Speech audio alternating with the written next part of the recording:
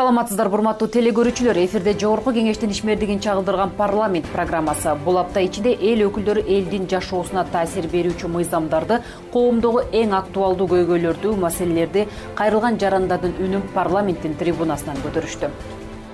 Парламент өз ишинде конституциялык ыйгарым укуктарын ишке ашырууда жарандык коом менен өнөктөштүктү бекемдөөгө өзгөчө маани берет. Парламенттин ачыктуулугун камсызганга баардык аракеттерди жумшап атабыз. Секелек кыздарга карата көрсөтүлгөн зордук, зомбулук токтойбу? Парламентте коопсуздукту камсыздоо үчүн милицияларга шарттарды түзүү, ата-энелердин жоопкерчилигин күчөтүү кызуу талкуу жаратты. Биротоло эле бычуу деген нерсени мыйзамга киргизип коюп, ошондо сестенбесе, анда биз адамдардын арасынан баары бир чыга берет экен.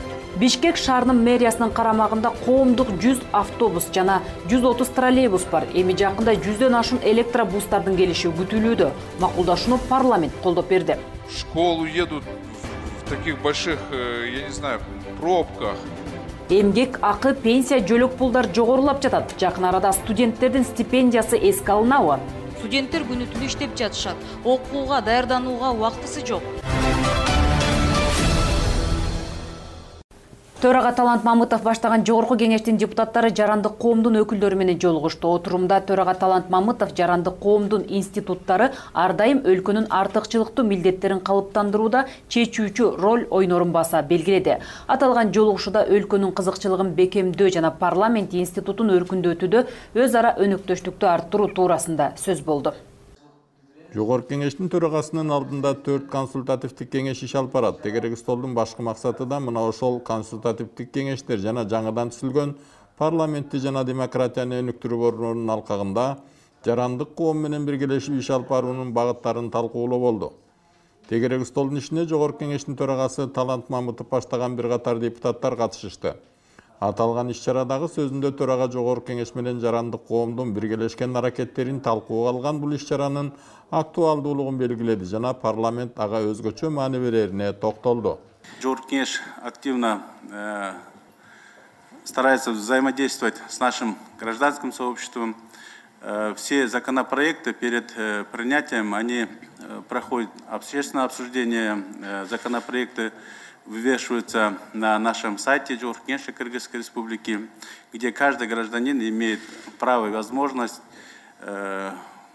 вносить свои мнения, предлагать свое мнение. И, конечно же, наши депутаты перед принятием принимают во внимание эти предложения. Андан ары сөзүн улаган төрага бүгүнкү күндө жарандык коом менен мыйзам чыгаруу ишинде иш алып барууга ыңгайлашкан аянтчалар менен механизмдер бар экенин айтып өттү. Атап айтсак, Жогорку Кеңештин төрагасынын алдында консультативдик кеңеш, миграция боюнча кеңеш, аялдардын, балдардын укуктары жана гендердик теңчилик боюнча кеңеш жана ишкерчилик менен бизнести өнүктүрүү боюнча кеңеш иштеп жатат. Мындан тышкары, также в целях институционального развития парламента было создано государственное учреждение, Центр развития парламента и демократии при Жогорку Кеңеш Кыргызской Республики, который призван оказывать содействие в разработке и реализации стратегических документов парламента. Тегерек столго катышкан ЭККнун Бишкектеги программалык офисинин башчысынын орун басары Расмий Казымованын айтканына караганда, бул иш-чара парламентаризмди жана демократияны өнүктүрүүгө болгон дагы бир кадам. Сегодняшнее мероприятие станет еще одним шагом на пути укрепления демократических институтов и дальнейшего развития парламентаризма. Я думаю, никто не будет оспаривать тот факт, что гражданское общество играет очень важную роль в процессе демократизации общества, участвует в принятии решений, консультирует по очень важным вопросам и восполняет пробелы представительной демократии.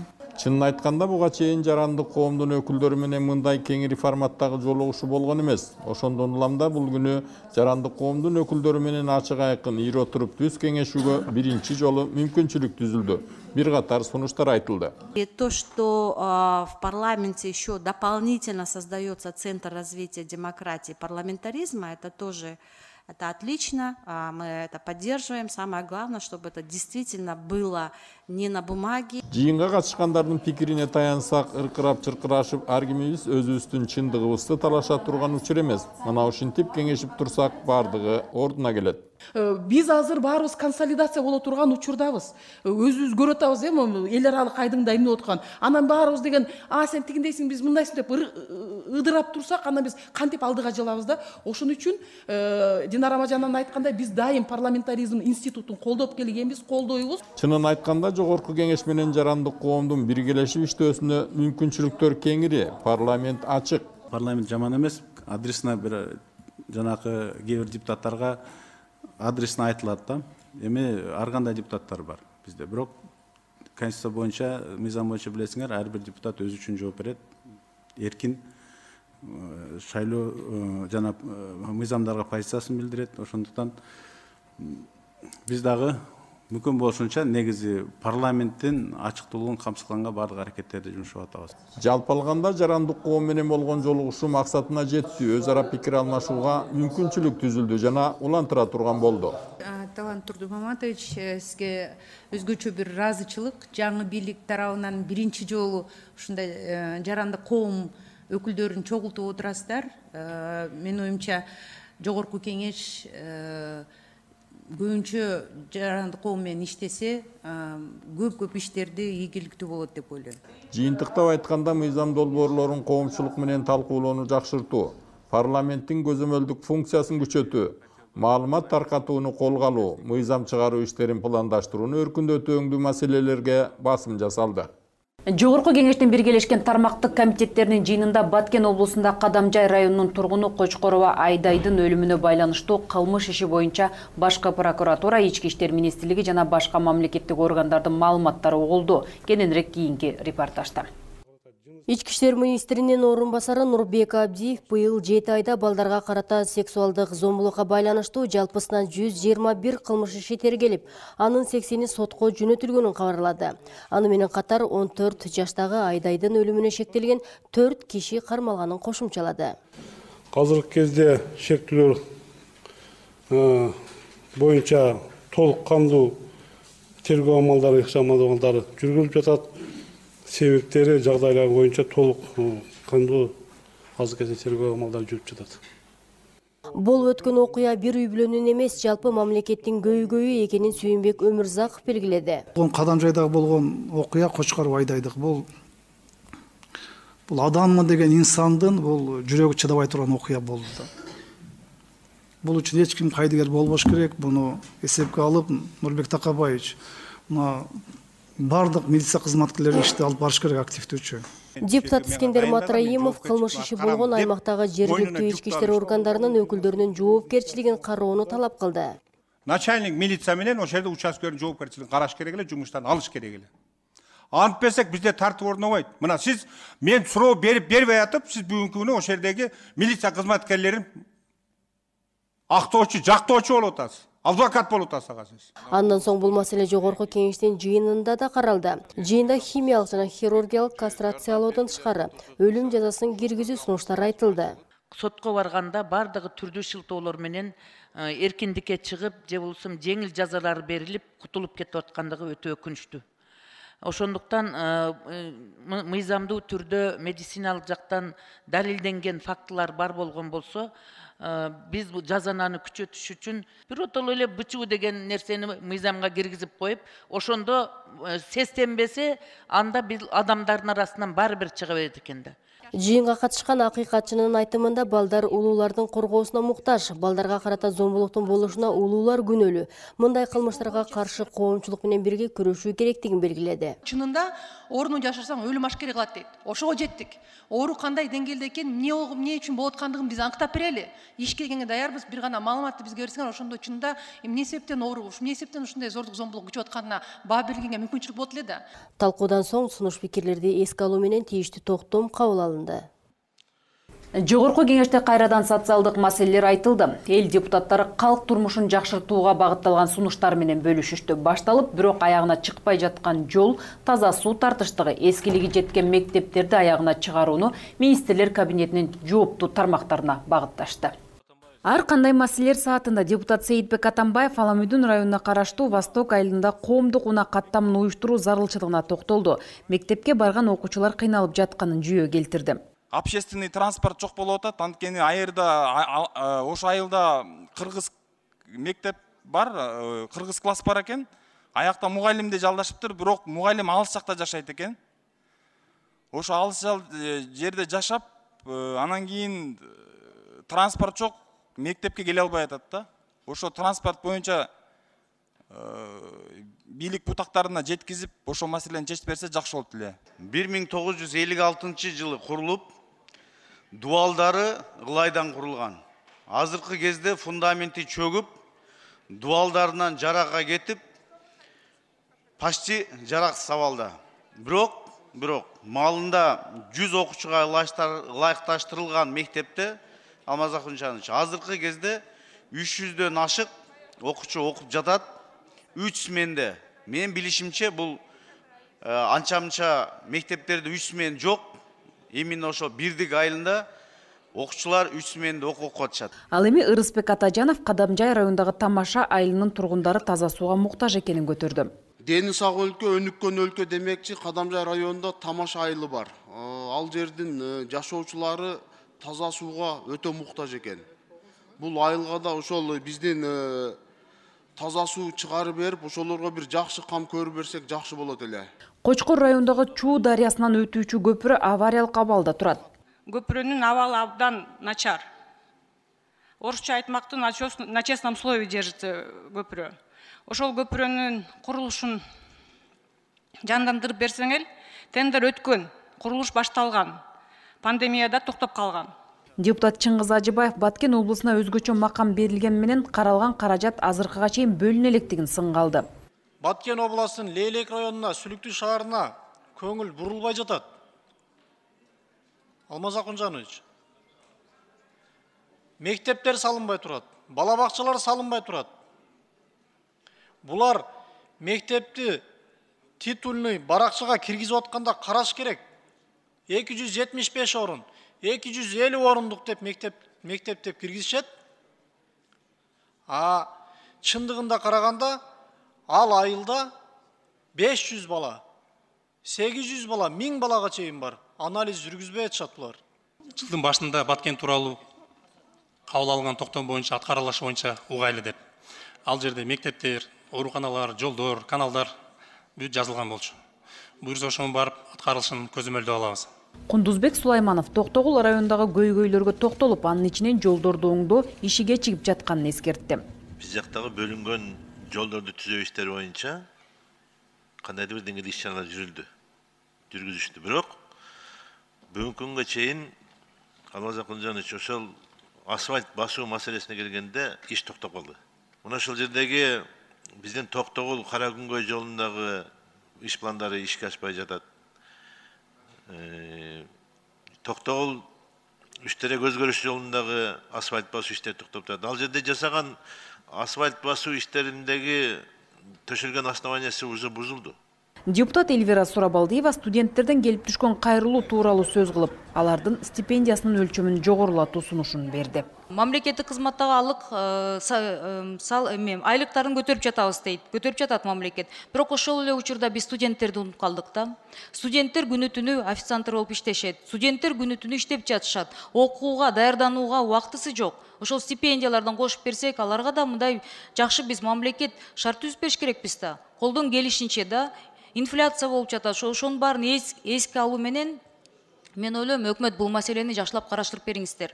Студенттердин акыбалын карагылачы, общежитияларга барып көргүлөчү. Ал жерге даже адам жашаганга мүмкүн эмес. Университеттин ректорлору общежитияларда оңдобойсуңарбы?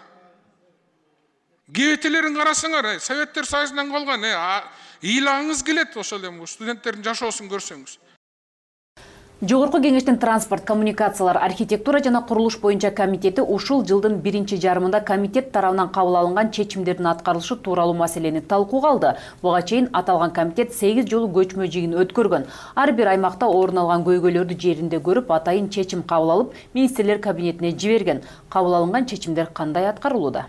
жүрүшү тууралуу. Комитеттин көчмө жыйындарында чынында көйгөйлөр көп экени анык болгон, бирок анын катары менен эле чечилип кетерине ишене бергенге да болбойт экен. Ошо министрлерди өз жеринен жолдорду, болбой калган мектептерди көрсөтүп келдик да, бирок тилекке каршы бирин дагы аткарган жок да. Каражат маселеси бир учурда ошол кармалып жатты, бирок мына чечилди Кудай бурса.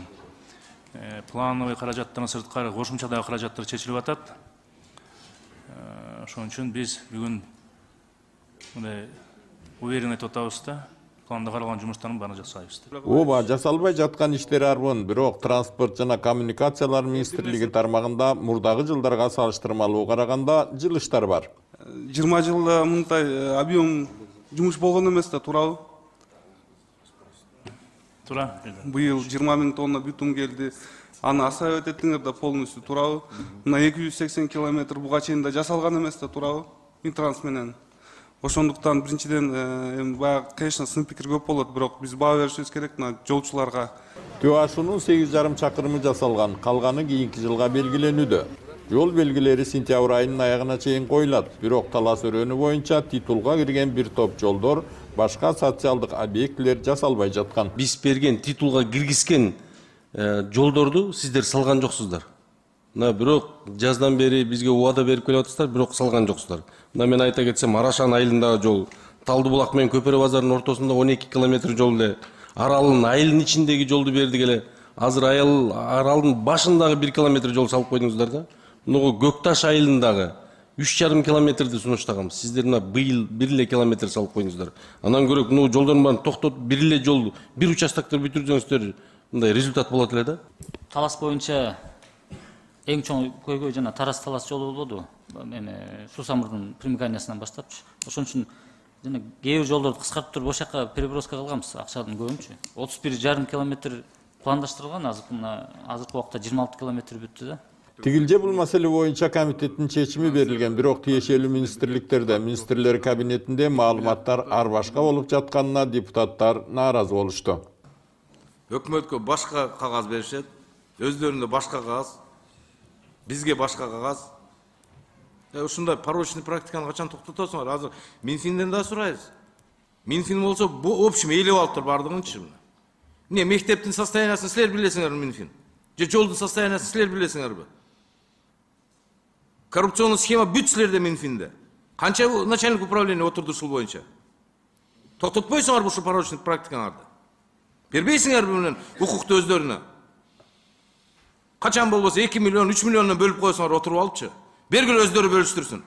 Үзгөн районунда көчкү менен селден жергиликтүү эл жапа чеккен. Кош Этер айылындагы көпүрө ошол боюнча калган. Кайра сел болсо, кайра каптайт. Суу жээктерин бекемдөө улам кийинки жылга калып келүүдө. Типтүү көпүрө куруу деп маселе коюлган. Ошол айылга себеби буга чейин да көчкү жүрүп, ошол жердеги трубадан бүт башталат экен да, селдин эмесчи. Деги эле ошол Өзгөн районундагы биз көчмө жыйында караган дамбалар боюнча Өзгөчө кыргыздар министрлиги транспорт менен министрлиги менен чогуу маалымат берилечи. 23 жылдын планына киргизип атабыз азыр, буйруса. Эмнеге 23 жылдын планына? Эмне үчүн 22 жылдын июнда болгон ишти бүтүрүп коюш кыйын беле? 22 жылдын пландар бекип калган. Кошумча каражат жоктугуна байланыштуу 23 жылдын планына. Өзгөчө кырдаалдар министринде запас туруш керек. Өзгөчө кырдаалдар ошончо аталат.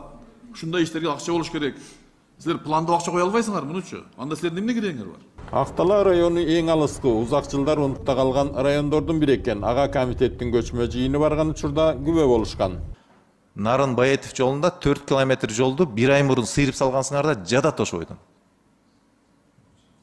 Элдер биягынан өтөт, тиягынан өтөт, итак эле жолдун кебетесин ачар эле эми дагы жакшы бир белек кылып атасыңар да. Актала районунда акыбалды өзүңөр жакшы билесиңер. Барган эмессиңер, Мурадил Жанышбекович туура айтып окшойт. 700 километрден болгон Советтер Союзунан калган 50 километр асфальт жол бар экен. Кочкор районуна бир 700 километр асфальт салынып кетти окшойт эгемендүүлүк маалында, туурабы? Мен жооп бербей эле койгула. Просто силерге рахматымды айтып атам азыр. 4 километр болсо дагы Акталага быйыл салып сыңар. Караштырып койгула. 30 километрден ашык киргизгенбиз. Караштыргыла жакшылап. Айерде эмне эл жокпу? Чынын айтканда комитет тарабынан айтылган бардык мүчөлүштүктөрдү бүтүрө калуу мүмкүн эмес.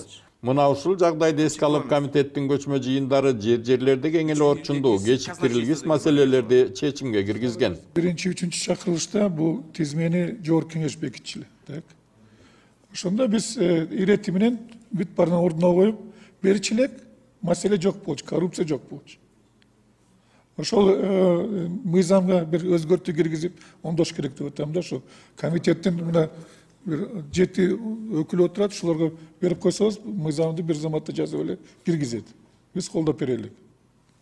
Мындан ары комитеттин чечимдеринин аткарылышы боюнча квартал сайын маселе каралып, аткарылбай жаткан себептерин аныктоо менен шалаакы чиновниктерди тартипке чакыруу үзгүлтүксүз улантыла турган болду. Жаңы жылга чейин Бишкек шаарына мэрия тарабынан 130 электробустар алынып келинери пландалууда. 50 миллион доллар каражатты Азия өнүктүрүү банкы берүүдө. Анын жарымы грант, калган 25 миллион доллары насыя. Жогорку кеңештин депутаттары палатада шаардык транспортты электрлештирүү тууралуу ратификациялык макулдашууну 3-чү окууда колдоп беришти. Макулдашууга ылайык кредит 32 жылга алынууда. Тагыраагы 8 жылдык жеңилдетилген мезгил ичинде жылдык 1% чен менен, кийинки жылдары 1,5% чен менен. Ал эми министрлер кабинети салык жана бажы алымдарынан бошотуу аркылуу 8 миллион доллар кошумча каражат кароодо. Шаардык транспортту электрлештирүү долбоору боюнча ратификациялоо жөнүндө мыйзамдын долбоору 3-чү окууга киргизилет. Талкууда депутат Дастан Бекешев коомдук унаалардын тартыштыгы шаардыктарга ыңгайсыздык жаратып жатканын көтөрдү. Өзгөчө эртең менен кечинде мектеп окуучулары жолдо жүрүүдө кыйналышууда. Андыктан мэрия кызматкерлерин көйгөйдүү жеринде чогуу көрүүгө чакырып, маселенин зарылчылыгына токтолду. Школьники поздно доезжают домой. В школу едут в таких больших, я не знаю, пробках. Плюс ко всему еще и транспорта общественного нет. Уважаемый. Все забитые. Вот вы просто даже сядьте, вот давайте вместе пойдем сейчас вот в троллейбус сядем. Но это ужас же, что творится же. По вечерам и утрам. Ошентип жаңы жылга чейин 130 электробустун келери маалымдалды. Жаңы жылга чейин канча автобус, электробустар келет, что биз уже шаардыктарга айтайлык, момундай болот депчи. Жаныбек Болотбекович, жана местный бюджеттен алып аткан автобустарды мен жана айтып кеттим, где-то ноябрь-декабрда уже келет, биринчи партиялары.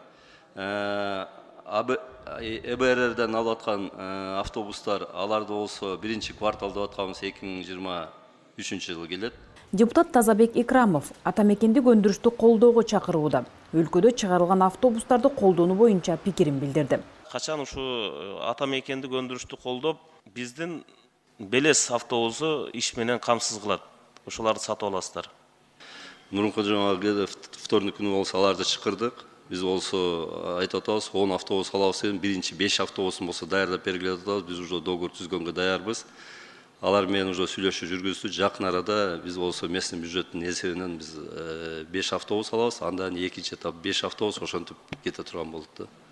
Бишкекте учурда 1800 микроавтобус жүргүнчүлөрдү ташыйт. Алар жеке жаактарга таандык. Ошондой эле мэриянын карамагында 100 автобус жана 130 троллейбус иштейт. Ушундай олуттуу кредиттик макулдашууларга дайыма мэрдин келбей келүүсү тоготпогондук деп сыпаттады эл өкүлү. Улам алмаштырып отуруп, мен бул мэрден да үмүтүм жакшы эле, зор эле.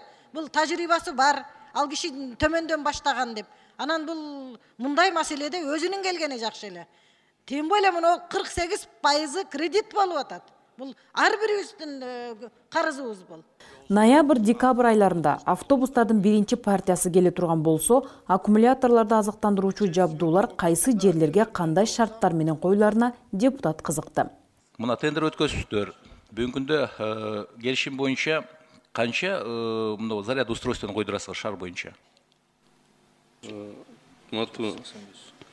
Данияр Рымекович, бүгүнкү күндө зарядный устройстводан 85-ти койдурабыз. 85-ти. Жарымысы болсо 30 минуттук зарядка, и жарымысы болсо медленная зарядка, быстрая зарядка. Экинчи эмеси жарымысы болсо ал ночной кое турган 6 сааттык.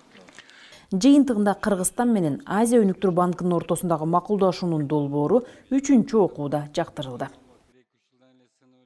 Вице-спикер Улан Примов Кытай эл Республикасынын Кыргызстандагы элчиси Ду Девенди кабыл алды. Иш-чарага Жогорку кеңештин аппаратынын жетекчиси Бакытбек Мажитов да катышты. Тараптар Жогорку кеңешке берилген техникалык жардамды кабыл алуу жана өткөрүп берүү актысына кол коюшту.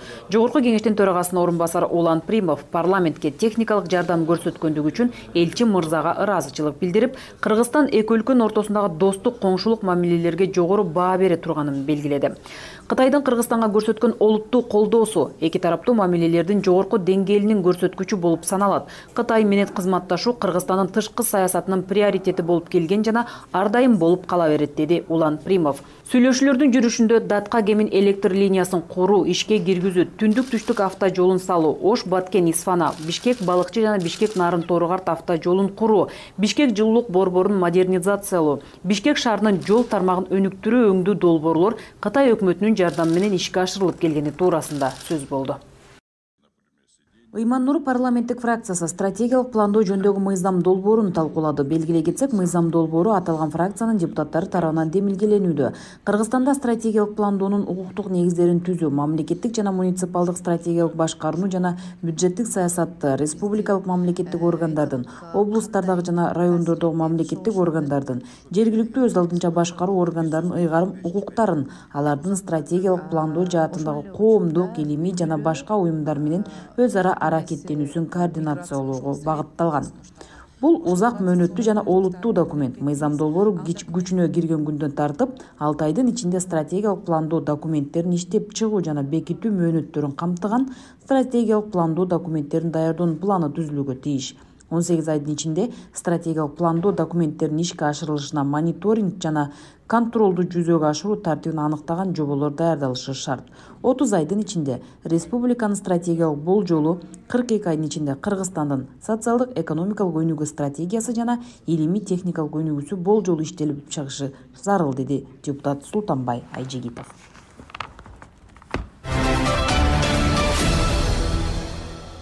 Эмгек кодексине айрым өзгөртүүлөр сунушталууда. Анда пандемия учурунда мүмкүнчүлүгү чектелген жарандар үчүн аралыктан иштөө үчүн ыңгайлуу шарттар каралууда. Бул тууралуу Эмгек социалдык саясат боюнча комитетинде белгилүү болду. Эмгек кодексине өзгөртүүлөрдү киргизүү жөнүндөгү мыйзам долбоору сунушталып, мында өзгөчө абал учурунда аралыктан иштөөнү жөнгө салуучу нормаларды мыйзамдаштыруу үчүн сунушталганын баяндамачы Нурдөлөт Базарбаев билдирди. Башкача айтканда, эмгек мамилелерин санариптик өткөрүү менен кызматкерлердин аралыктан ишке орношууга мүмкүнчүлүктөрү кеңейет. Алар аралыкта маектешүүдөн өтүп жана иш берүүчү менен эмгек келишимин түзө алышат.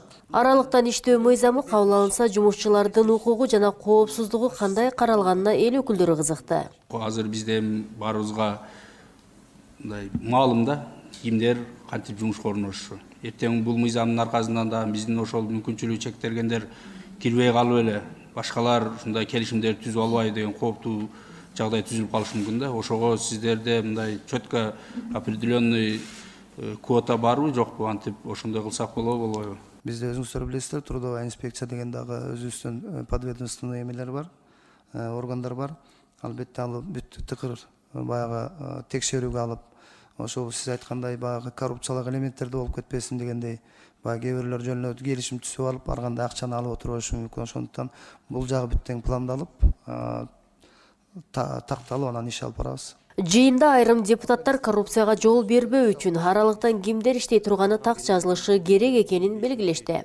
Бизде кооптонуу ушуну бир коррупциялык схемага пайдаланып алып туруп, тартыксыз адамдар мүмкүнчүлүгү бар болсо дагы жүрүп алып туруп, ушул бир көмүскө булак болуп калбасын кимдир бирөөлөргө деген кооптонуу менен мен кайра айтканга макул аргасыз болуп атам да. Мыйзам долбоору боюнча бир топ сын пикирлер айтылып, чет өлкөдөн келген иштеген жарандарга да иш берүү тартиби боюнча мыйзамга киргизүү керектиги айтылды. Ушундай чет өлкөдөн келип иштеген ишкерлерге да бир жакшы долбоорлорду алып келсеңиздер болот да. Башка мыйзам менен кошуп алып келсе деп атам да. Соңында эмгек кодексине өзгөртүүлөрдү киргизүү жөнүндө мыйзам долбооруна сунуш пикирлерди эске алуу менен экинчи окууда кабыл алынды. Сиздер Жогорку Кеңештин коомчулук жана жалпыга маалымдоо каражаттары менен иштөө бөлүмү тарабынан даярдалган парламент программасын көрө алдыңыздар. Аз убакыт ичинде ушуларды айтып берүүгө жетиштик. Комитет жыйындары, фракция отурумдары, коомдук талкуулар, мыйзам долбоорлору, депутаттардын жолугушууларын кенен биздин кеңеш KG сайтыбыздан тапсаңыздар болот. Ал эми сиздерди YouTube'дагы Жогорку Кеңеш деген баракчабызга катталууга чакырабыз. Ал жерде жыйындарды түз эфирде көрүүгө мүмкүнчүлүктөр түзүлгөн. Эфир аркылуу амандашканга чейин саламатта калыңыздар.